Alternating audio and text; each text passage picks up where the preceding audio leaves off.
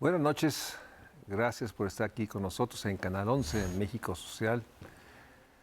Sin duda nuestras ciudades, todas las ciudades, grandes, chicas, muy pequeñas, nos encontramos en un entorno en que el clima está determinando mucho, todo. Estas olas de calor, estas precipitaciones brutales, estos procesos de erosión de los suelos, está cambiando nuestras ciudades. Y en ese sentido no tenemos que dejar de mencionar la enorme vinculación entre ciudades y clima. Y por eso agradezco mucho a una querida amiga, la doctora Nacheli Ruiz, investigadora de Geografía, Instituto de Geografía de la UNAM, que va a estar en el programa para hacer este vínculo que yo tengo muy metido esta sensación de el polvo nos envuelve por todas partes. Es una expresión de esos entornos urbanos, ¿no? Todo está lleno de polvo. Y parece que el polvo se pega y se pega más. Háblanos de esto, este vínculo entre ciudades y clima. Sé que estás investigando, escribiendo sobre este vínculo y me gustaría que nos des un recuento de cómo se vinculan estas dos grandes dimensiones que tú has trabajado tanto. Bueno, pues buenas noches, muchas gracias por el espacio. Creo que una de las cosas por las que podríamos empezar con el tema de las ciudades es justamente cómo son las ciudades de México y cuál es su distribución geográfica que las hace tan sensibles, ¿no?, a lo que pasa con el clima. Creo que una de las cosas que hay que mencionar en primera instancia es que México es uno de los países más urbanos de América Latina y tenemos 13 ciudades actualmente mayores a 1 millón de habitantes y 92 áreas metropolitanas. Entonces lo que vemos es que tenemos un crecimiento urbano que tiene tasas realmente grandes. Las ciudades medias están creciendo a una tasa verdaderamente tremenda, no solo de población, sino también de ocupación, de cómo nos estamos expandiendo en el territorio. Y esa expansión es parte de lo que tenemos que preocuparnos, porque normalmente cuando pensamos en clima, pensamos pues lo que pasa en la atmósfera, en el cielo, en las temperaturas o en la lluvia, pero el clima es mucho más que eso. El clima también es qué está pasando al nivel del suelo y cómo no estamos nosotros, por ejemplo, generando ciudades súper impermeables que no permiten que la lluvia se infiltre y que eso nos está agravando las inundaciones. Entonces, clima creo que es algo importante para nuestra audiencia, implica tanto lo que pasa en la atmósfera como lo que hacemos las personas en las ciudades, cómo ocupamos el suelo, si dejamos, por ejemplo, vegetación o no. Eso determina enormemente la temperatura de una ciudad y también, pues, qué tanto estamos nosotros ocupando las áreas que nos dan estos servicios ambientales. Por ejemplo, pues si pensamos en cualquier ciudad, seguramente vamos a pensar pues en el entorno, ¿no?, que a lo mejor tiene áreas agrícolas o tiene a lo mejor algunos bosques que permiten purificar el aire, infiltrar el agua, pero pues si estamos expandiéndonos, vamos a expandirnos exactamente hacia esas áreas, ¿no?, que nos van a... Y sin duda es una de las relaciones, yo diría, más visibles, pero a la vez, hablamos de la contaminación de los mares, hablamos de los ríos, hablamos de deforestación, los incendios, ¿no? Pero esto que dices, vi algunos datos de cómo la tasa de crecimiento en superficie de las ciudades no se corresponde a la tasa de crecimiento de la población. No. Parece ser que hay una actitud depredadora, de verdad, que toma territorios que no se justifican por el crecimiento de la población. O sea, hay este proceso inmobiliario, este proceso de urbanización, con un tema, déjame decir, o sea, siempre como se pondera la nueva autopista, la nueva zona que ha sido vinculada, pero lo que genera, ¿no? O sea, no tenemos este vínculo de espacio, territorio y ciudades y pavimentación o urbanización, como quieran decirle. Así es.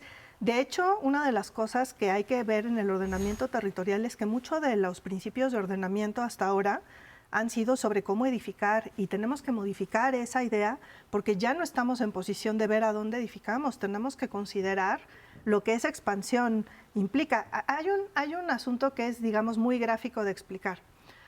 Las áreas metropolitanas, ¿Qué significa metropolitana? Pues que son, digamos, varias ciudades pegadas entre sí, que tienen una relación funcional. Eso implica que muchas veces entre esas áreas hay áreas que todavía no están ocupadas, están, digamos, libres. Y en lugar de ocupar esas áreas para tener una expansión más compacta, haz de cuenta que nos dijeron, vámonos a ocupar el cielo y la tierra, y entonces estamos ocupando un espacio que más o menos se calcula que entre 2020 y 2030 van a ser 217,000 hectáreas. Es un 10% del territorio, sí. Es un mundo de suelo que se está ocupando y que ese suelo además pues no es cualquier suelo, es el suelo que directamente nos brinda estos servicios ecosistémicos o donde están las fuentes de agua y los reguladores de temperatura de esas ciudades. Entonces, cuando hablamos, por ejemplo, de isla de calor urbana, que es esta diferencia entre lo que pasa en el centro de las ciudades, que todo mundo sabemos que se siente más calor respecto a la periferia, pues tiene que ver con eso, tiene que ver con que esas áreas están preservando la capacidad de reflejar, digamos, el calor hacia la atmósfera, y en los centros de las ciudades, al contrario, lo absorbemos. Es como si fuera un radiador, así se le llaman muchos de los meteorólogos, ¿no? Y pues eso tiene que ver con esta falta de ordenamiento de las áreas entre las ciudades, que hacen que en lugar de que sea más eficiente y más densa y más compacta, al contrario, sea más expansiva. Y lo vemos precisamente en las ciudades del país que están creciendo más, como Querétaro o Mérida, que tienen dos de las tasas más altas de crecimiento. Y en ese sentido, a ver, ¿es falta de planeación, es falta de cumplir la norma, es simplemente la codicia de la especulación inmobiliaria? Yo creo que es una combinación de varias cosas. Una, por supuesto, es que como que no habíamos tenido la visión de que íbamos a llegar a este punto crítico, y eso ha hecho que durante muchas décadas nuestra principal preocupación sea cómo proveer de vivienda. Pero digamos que cuando uno provee vivienda, el principal elemento para proveer vivienda adecuada y asequible no es solo, digamos, que construyas físicamente con ladrillos la vivienda, sino el suelo urbano en donde la construyes.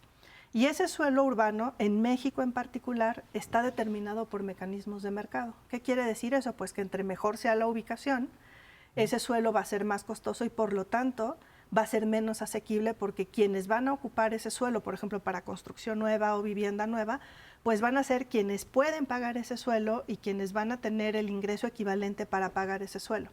Nuestro mercado de suelo en México está muy desregulado, o sea, no tenemos los elementos para poder regular ese mercado, y eso ha hecho que en general haya poca vivienda asequible en áreas centrales. Tiene que haber política pública, y realmente hay muy pocos municipios en el país que tienen esa visión de cómo generar esa vivienda asequible en áreas urbanas, pero también no con esta visión de crear monstruos inmobiliarios de 20 pisos, sino lo que se llama pues el urbanismo, digamos, a nivel humano, digamos, con esta visión de realmente cuál es el mejor tamaño o la densidad óptima para que las personas vivamos, pero al mismo tiempo podamos ocupar la ciudad utilizando, por ejemplo, transporte público, utilizando los espacios verdes que nos permitan, digamos, estar ahí en lugar de tener que ir en un transporte público de muchas horas o en un auto para poder acceder a los bienes y a los trabajos.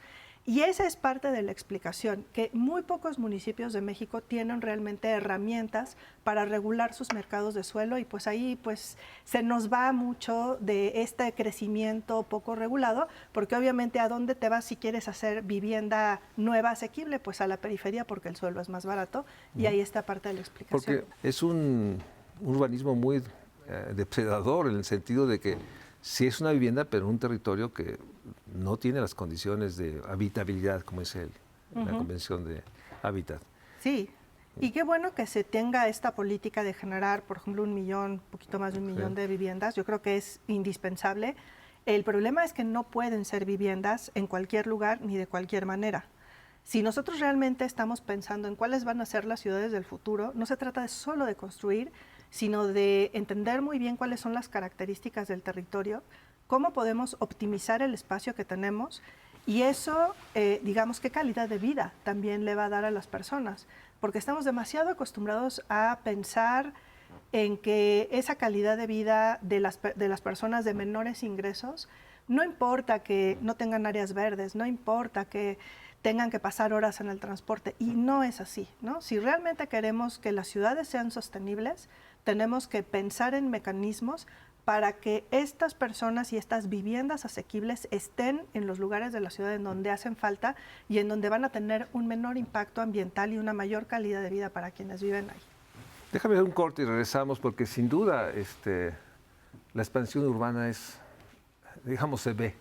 Literalmente se ve, puede uno pasar al mes a algún lugar y uno da cuenta que de pronto hay una construcción, de pronto empieza un camino, no necesariamente tiene esta racionalidad de preservar áreas de amortiguamiento o de recuperación. O sea, parece ser que el tema de la ganancia, de la rapidez y inmediatez, pues nos lleva a un proceso en el cual el calentamiento global, el tema del clima, se ve como algo casi incontenible, ¿no?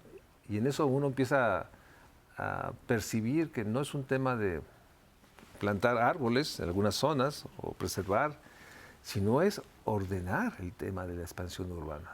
De eso seguiremos hablando ahorita, regresando del corte.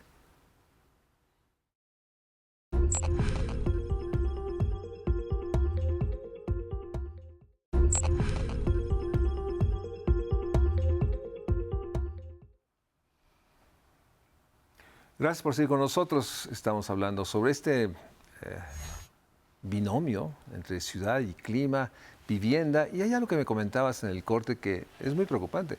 En estas olas de calor, uno se puede imaginar literalmente miles, si no millones de viviendas que no se puede estar adentro. O sea, está la vivienda, pero el calor es tanto adentro, me imagino por muchos problemas muy complejos, que incluso la vivienda deja de ser un espacio, pues, de protección. Eso es, además del tema de la expansión urbana, es esta realidad de que no sé si no estamos pensando en viviendas que sean resilientes al clima, ¿no? O sea, ahí es otro tema. Sí, así es. Es interesante, digamos, ligando un poco lo que hablábamos antes del corte. Cuando tenemos ciudades donde no hay nada de vegetación, uno de los efectos que ocurre es que a nivel de superficie se calienta tanto la superficie que no se puede a veces ni caminar. Tuvimos registros el año pasado, que fue un año muy, muy cálido, de que aquí, por ejemplo, en la Ciudad de México había áreas donde en el suelo se estaba a 50 grados centígrados. Sí, literalmente no puedes caminar. Exactamente. Y entonces, ¿qué pasa con la vivienda que está, por ejemplo, en estas áreas donde realmente ya se siente esta temperatura de superficie tan alta? Pues que las viviendas no logran, digamos, tener las condiciones de lo que llamamos confort térmico. ¿Qué quiere decir confort térmico? Pues estar en tu casa, digamos, en una temperatura en la que puedas desarrollar apropiadamente tus actividades y donde además, digamos, que puedas preservar la salud. Y aquí hay un indicador muy conocido, ¿no?, de que por arriba de los 37 grados, que pues es la temperatura corporal, por ejemplo, si le vamos añadiendo humedad, eso hace que el cuerpo progresivamente pierda la capacidad de sudar y de enfriarse, y eso a lo mejor pues a un adulto sano no le genera ningún problema, pero si estamos hablando de bebés o si estamos hablando de adultos mayores que tengan algún problema de salud, eso puede incluso generar golpes de calor y agravar condiciones preexistentes cardíacas, diabetes, o sea, todo este tipo de enfermedades. Y entonces los hogares que, por ejemplo, no están diseñados para tener una ventilación natural apropiada o un aislamiento apropiado, se vuelven lugares donde pues no puedes ni estar, ¿no? Y pensemos sobre todo en quien trabaja en su casa, que tiene un tallercito en su casa, que está, digamos, todo el tiempo expuesto en esas condiciones. Es muy conocido a nivel mundial que si uno está constantemente en una temperatura así de incómoda, baja tu rendimiento, baja tu salud. A veces están empezando a hacer incluso cálculos de cómo reduce hasta la esperanza de vida. Claro. Y eso pues es una cosa que también tiene que ver con el clima, pero insisto, no es esa idea del clima como digamos, algo que viene en la atmósfera y que es irremediable, sino que son condiciones que nosotros creamos en los asentamientos humanos y que tenemos que realmente ver para pensar hacia dónde tiene que ir el urbanismo del futuro y hacia dónde tenemos, digamos, que buscar también estas partes que son parte de la justicia también, ¿no? Claro. Porque la vivienda es un elemento muy importante para el desarrollo humano y social y por lo tanto no tener o no contar con esa vivienda adecuada en un entorno apropiado se puede volver un tema hasta violatorio de derechos, ¿no? Es, sin duda, pero por otra parte está la realidad, hablemos de las zonas metropolitanas. Esta división, yo digamos, histórica, si quieres, de alcaldías o municipios, ya requiere una revisión porque no puede ser que no se pongan de acuerdo porque pasando una calle hay otro municipio, etcétera. El tema de la división municipal o etcétera, pues requiere esfuerzos de coordinación enorme.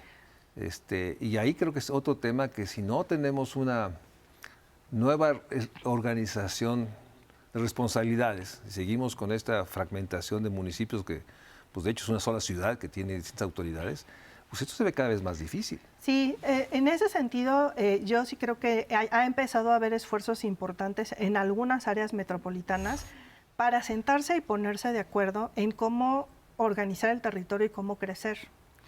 Es un reto enorme porque obviamente cuando uno está en un gobierno municipal siempre dices, bueno, ¿yo por qué tengo que ponerme de acuerdo con el que está al lado? Bueno, pues hay que ponerse de acuerdo porque todos los fenómenos están interconectados y lo que pasa en un territorio, por ejemplo, en un lugar, si tú deforestas un área alta, obviamente en las partes bajas va a haber más inundaciones y también va a haber más afectaciones climáticas. Entonces, hay digamos, una tendencia interesante de los institutos de planeación metropolitanos en tratar de diseñar herramientas jurídicas que les permitan ponerse de acuerdo y regular más o menos juntos cómo crece la ciudad y lo que tienen que hacer.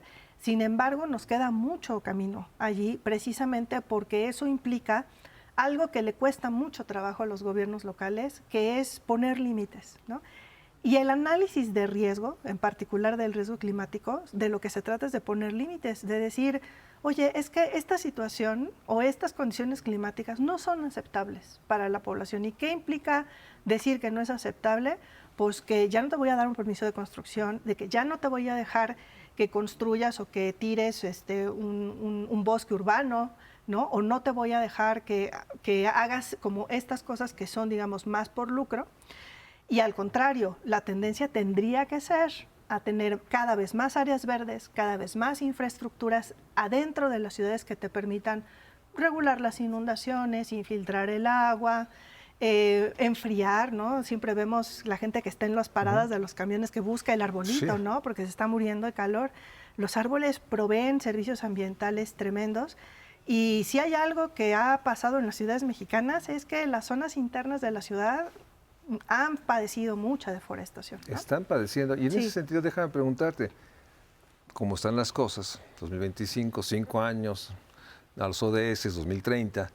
Pues el escenario inercial sí es brutal, porque lo que plantea no solo es un tema de recursos, es un tema de voluntades y un tema de autoridades, de coordinación. O sea, yo realmente, ahora que tomamos el tema, pues parece ser que por una parte, el deterioro del capital natural en su conjunto, como diría el maestro Sarucán, un clima enormemente agresivo, subversivo, con la carencia de agua, con la carencia de territorios, digamos, habitables, pues la inercia es, de aquí al 2030 o 50, es no el crecimiento poblacional, insisto, es el toma de territorios para un futuro rentabilidad inmobiliaria. O sea, ¿cuál sería tu escenario previsible en los próximos 10 años? ¿Ves realmente posibilidades de...? Bueno, los escenarios lo bueno que tienen es que siempre los podemos cambiar. Sí. No mucho, pero hay ciertas tendencias en las cuales sí podríamos actuar. Creo que desafortunadamente la tendencia de que nos dicen los ODS pues es que no vamos a lograr las metas relacionadas con clima, que es la 13, y Sí. las ciudades, ¿no? Eso no quiere decir que eventualmente no puedan existir herramientas.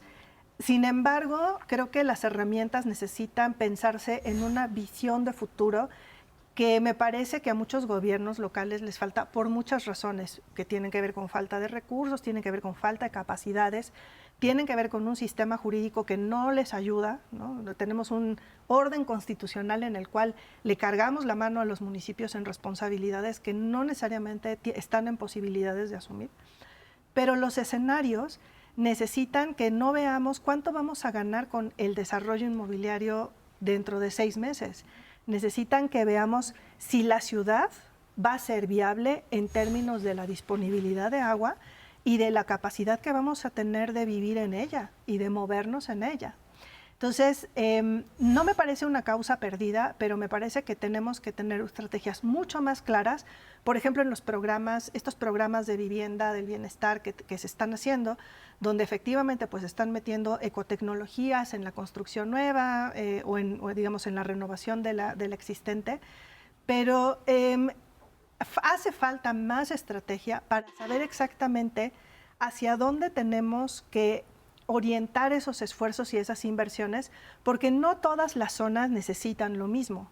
Hay estados, por ejemplo, el estado de Tabasco, que tiene indicadores verdaderamente preocupantes de deficiencias que tienen que ver con el estado estructural de las viviendas, en particular humedades, ¿no? Sí. Mientras que hay otros que tienen otros problemas, como por ejemplo la fragilidad relativa a sismos, no estamos hablando de sismos, pero a lo que voy es a que las inversiones en la renovación de la vivienda tienen que tener un enfoque mucho más estratégico y también mucho más regional que te permita atender los problemas propios de cada zona. Y déjame además, un comentario tuyo. O sea, cada vez que uno se entera de una nueva carretera, o ahora el programa ferrocarrilero, nuevos trenes, eso va a generar dinámicas urbanas que no sé si están considerando esto, pero me puedo imaginar, quien sepa dónde va a estar la parada, la estación del tren, va a generar dinámicas urbanas. Así es, toda la infraestructura tiende a subir un poco la renta del suelo a su alrededor.